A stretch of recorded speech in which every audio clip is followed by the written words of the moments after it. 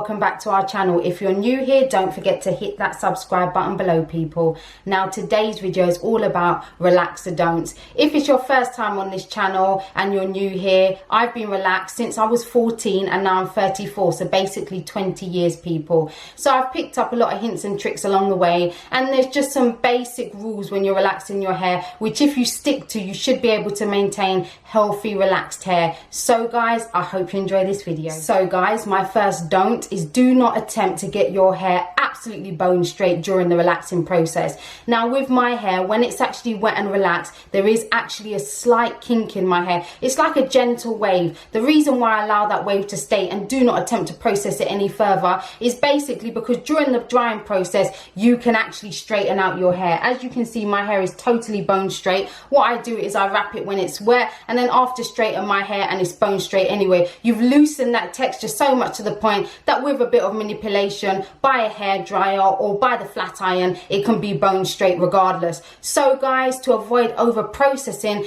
please do not try to attempt to get your hair absolutely bone straight during the relaxing process. Don't two is basically do not relax the edges and perimeter first. Now I know we like our edges to look perfectly slick, people, and basically for our perimeter to be the most relaxed straight part of our hair when we're pulling our hair back or up or in any other style. But the thing is, those areas can be quite fragile because they're the most exposed areas, but also they are very prone to over processing. So what I would suggest is basically do the rest of your hair and then do the outer perimeter and edges last, because generally they do process quite quick anyway. So guys, my second don't is do not relax the perimeter and the edges first, because that could lead to hair loss, which you basically cannot disguise if there's an issue. Guys, the next don't is do not relax hair that's recently been washed.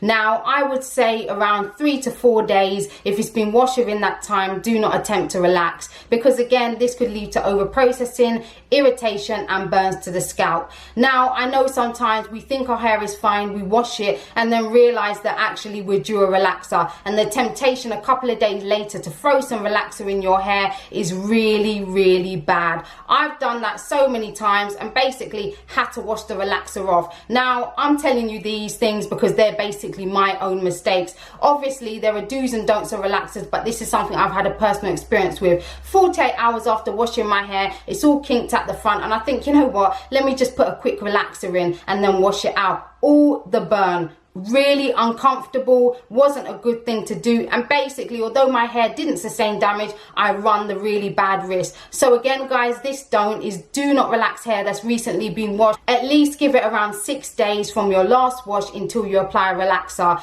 This is my recommendation because, as I said, it can lead to damage to the scalp. So guys, the next don't is do not leave the relaxer until it's actually burning you.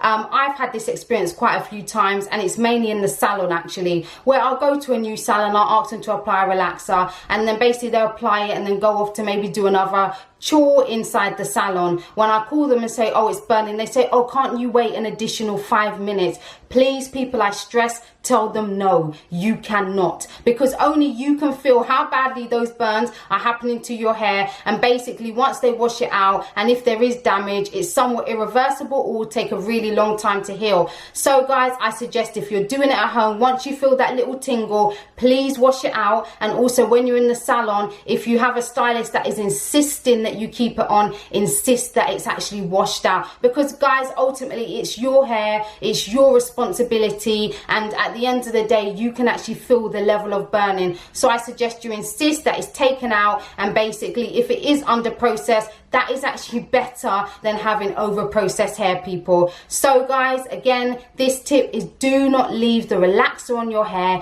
until it's burning. So guys, my last tip relates to dyeing your hair. Now us relaxed ladies, we like a bit of dye in our hair to switch it up. I've said this in my last video, people, but basically if you have relaxed hair and you've relaxed it recently, please leave it 2 weeks either side. So 2 weeks before the relaxer or 2 weeks after relaxer at a minimum, people, to apply any form of permanent color. And even if you're applying permanent color, please make sure your hair is in decent condition. So guys, do not add permanent color on your hair if it's been less than 2 weeks that you've relaxed your hair either side, because basically this can lead to over processing, drying out, and basically breaking or making your hair fall out, which, as we know, for relaxed ladies is our worst nightmare. We get to a certain part in our hair journey, we make one tiny error, and then basically our hair is back to square one. We have to either get a haircut or basically start all over again. So people, as I said, I suggest that, and these are the guidelines actually, so not only my suggestion, that basically you color your hair 2 sides either side at a minimum. So 2 weeks prior to relaxing or 2 weeks before relaxing, and then you can have that relaxer and basically rotate it if you insist on having color on your hair, people.